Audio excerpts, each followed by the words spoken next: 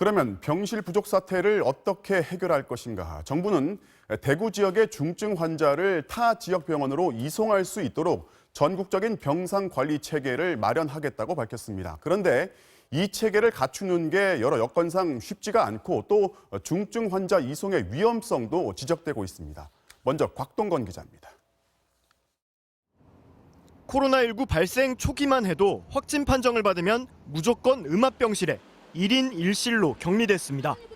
그러다 대구에서 환자가 폭증하면서 이 원칙은 깨졌습니다.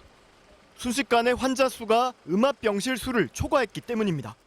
음압병실 격리 입원이 불가능할 것으로 판단됨에 따라 경증 환자는 1인 1실의 일반 병실에 입원시키는 방향으로 정책의 전환을 요구하였습니다. 결국 대구에선 일반 병실에 이어 심지어 다인실 입원까지 허용됐지만 얼마 안 가 그마저도 다 차버렸습니다.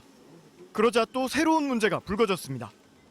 입원을 하지 않으면 확진 환자가 중증인지 경증인지 기저질환이 있는지 없는지 알 수 없는 상황이 된 겁니다.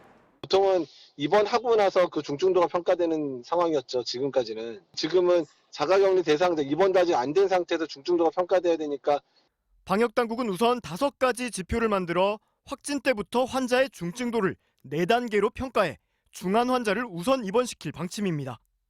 또 대구처럼 환자가 폭발적으로 증가해 중증 환자가 입원을 못하는 경우 다른 지역 상급 병원으로 이송한다는 방침도 세웠습니다. 다른 지역의 중증 환자에 대한 입원 처리를 지원하고 통제하기 위하여 국립중앙의료원에 관련된 환자 전원 지원 상황실을 설치해서 하지만 정작 국립중앙의료원은 난색을 표하고 있습니다.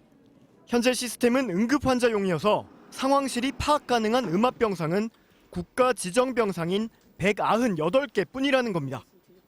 게다가 전국의 국가 지정 병상은 이미 85% 넘게 차 있는 상황.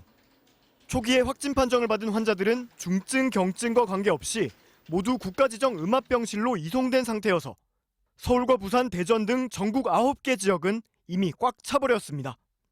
결국 정부 계획대로 중증 환자를 위한 음압병상을 확보하려면 현재 입원해 있는 경증 환자들을 다른 전담병원 등으로 옮겨야 합니다.